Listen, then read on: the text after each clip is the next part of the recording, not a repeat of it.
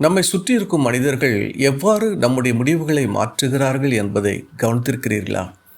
ஒரு நல்ல நண்பன் நம்மை நல்ல காரியங்களை சரியாக செய்ய உற்சாகப்படுத்துவான். ஆனால் தவறான நண்பர்களோ மெதுவாக நம்மை தவறான முடிவுகளுக்குள் நடத்தி விடுவார்கள். ஆகாப் ராஜா இஸ்ரவேலின் மிகப்பெரிய அதிகாரமுள்ள ராஜாக்களில் ஒருவனாக இருந்தான். அவனிடம் செல்வம், அதிகாரம், பலமான ராஜ்யம் எல்லாமே இருந்தது. இருப்பினும் தேவனுக்கு கீழ்ப்படிவதற்கு பதிலாக தவறானவர்களின் ஆலோசனைகளை கேட்டு நடந்ததால் மிகவும் பொல்லாத ராஜாக்களில் ஒருவனாகவே அவன் நினைக்கப்படுகிறான். நாம் யாருடைய பேச்சை கேட்கிறோம், என்ன முடிவுகளை எடுக்கிறோம் என்பதே நம் எதிர்காலத்தை உருவாக்கும் என்பதை இவனுடைய வாழ்க்கை நமக்கு நினைப்பூட்டுகிறது. இன்று நாம் வாசிக்க வேண்டிய வேத வாசிப்பு 1 ராஜாக்களின் புஸ்தகம் 21ஆம் அதிகாரம் 1 முதல் 16 வசனங்கள். ஆகாப் உம்ரி ராஜாவின் மகனாவான். அவன் இஸ்ரவேலின் 7வது ராஜாவாக மாறி சமாரியாவில் இருந்து 22 வருடங்கள் ஆட்சி செய்தான். அவனுடைய தகப்பனான உம்ரியே ஒரு பொல்லாத ராஜாவாக இருந்த போதிலும் ஆகாப் அவனை விட மிக மோசமான காரியங்களை செய்தான். ஆகாப் செய்த மிகப்பெரிய தவறுகளில் ஒன்று சீதோனின் ராஜாவாகிய எத்பாகாலின் மகளான எசபேலை திருமணம் செய்ததுதான். எசபேல் பாகால் என்ற விக்கிரகத்தை ஆராதித்தவள். ஆகாபையும் அப்படியே செய்ய வைத்தாள். ஆகாபின் ஆட்சியின் கீழ் இஸ்ரவேலில் பாகாலுக்கு பலிபீடங்களும் கோவில்களும் கட்டப்பட்டன. பல ஜனங்கள் உண்மையான தேவனை ஆராதிப்பதை விட்டு விலகினார்கள்.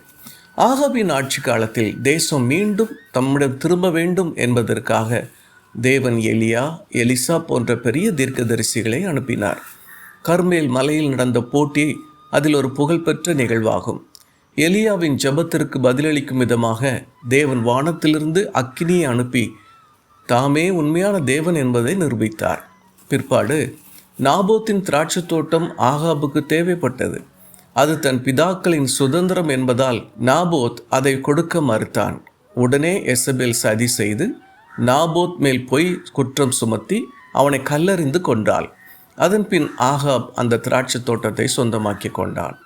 தேவன் எலியாவை அனுப்பி ஆகாபை கடிந்து கொண்டு அவனுக்கு வரவிருக்கும் நியாய தீர்ப்பை அறிவித்தார்.